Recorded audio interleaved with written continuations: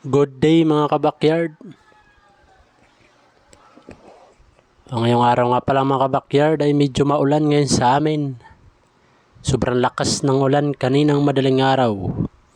Kung nakikita nyo mga backyard, maganda yung panahon kasi hindi masyado mainit. Kinat ko yung video mga kabakyard dahil medyo mahaba.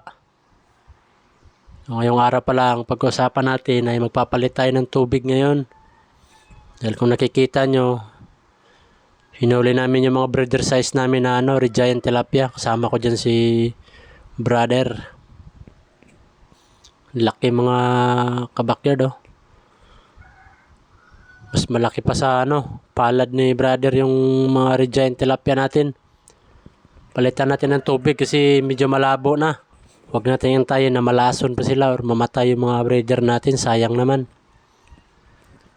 Lalo na pagka malakas yung init tapos nakadirect yung init sa fish pan nyo. Tapos di kayo nagpapalit ng tubig. Mabilis lang magkalumot yung fish pan natin. So, wag natin pabayaan na sobrang kapal ng lumot dahil hindi rin maganda yan sa natin, mga fish pan natin, lalo na sa mga isda. Dahil magkakaroon ng bakterya dyan. So, kailangan natin magpalit ng tubig. Style ko dati dyan, tuwing isang linggo nagpapalit ako ng tubig. 30% lang binawasan ko tapos nire-refill ako ulit ng bagong tubig. So, ngayon hindi na kaya dahil makapal na talaga yung lumot nila. Hindi na rin sila kita. Ipalitan natin ng tubig. Ayan mga kabakyard sobrang laki ng breeder natin dyan. Kailangan natin magpalit ng tubig na talaga. Dahil maganda yung panahon naman ngayon at hindi masyado mainit at malakas yung tubig ngayon kasi minsan nawawalan kami ng tubig dito kaya hindi rin ako makapagpalit ng tubig. Ngayon, buti na lang nandyan si brother. Tinulungan niya ako. May tagapag-video tapos yan tagahuli dyan. Yung iba dyan mga idol, nahirapan kami hulihin dahil maliit lang yung net namin. So, susunod yan, magpapalit tayo ng malaking net or gagawa na lang ako ng malaking net para naman hindi tayo mahirapan hulihin sila kung magpapalit tayo ulit ng tubig.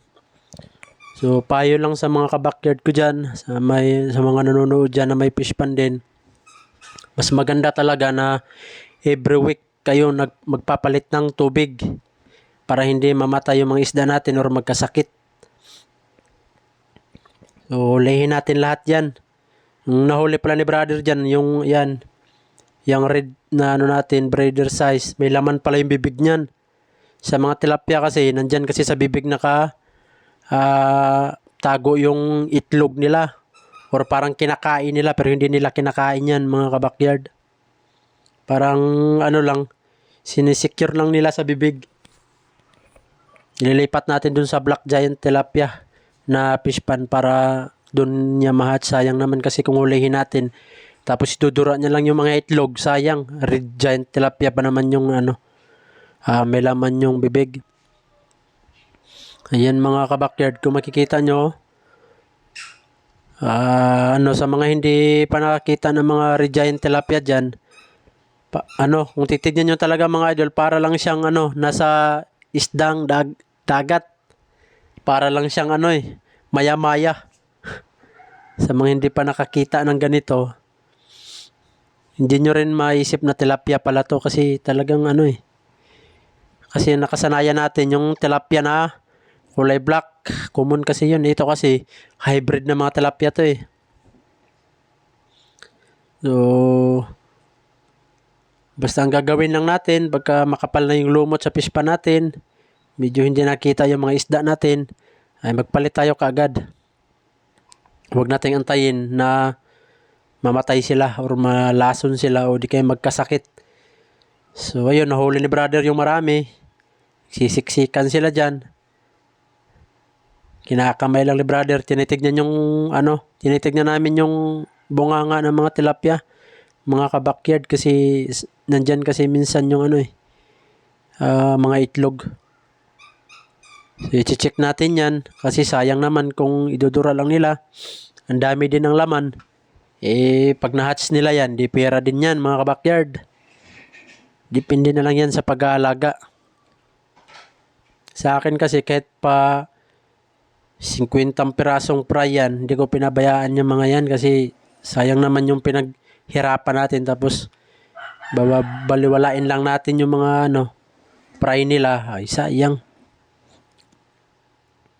Kahit pa paano naman, kumikita na rin tayo sa mga fry nila. Alagaan natin sila. O, ganyan tayo mga kabakyard. Sa may mga space dyan sa bahay, pwede kayo mag-alaga ng ganito. Hindi lang basta alagaan. Kung wala rin ulam, di may pang-ulam din tayo. Hindi na tayo mahirapan humanap pa ng ulam. Lalo na sa ganitong klaseng tilapia, mabilis lang sila lumaki. Tsaka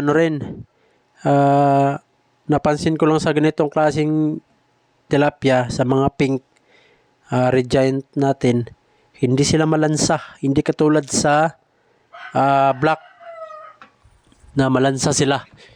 Ito kasi hindi sila malansa. Kasi ako nga, pag niluluto namin to, sinasabawan nga lang namin to .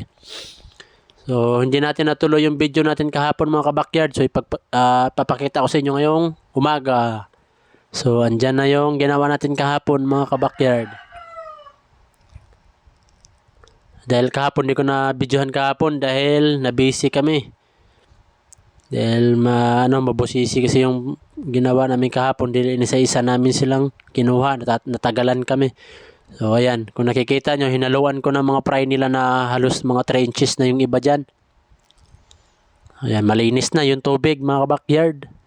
Masaya na sila ulit. At siyempre, nakikita na rin natin sila. Hindi tayo tatama rin magpakain. So, hanggang dito na lang mga kabakyard. Maraming salamat sa panonood. Pa-like na lang ako mga kabakyard. And comment kung may gusto kayong itanong dyan. Maraming salamat po sa lahat.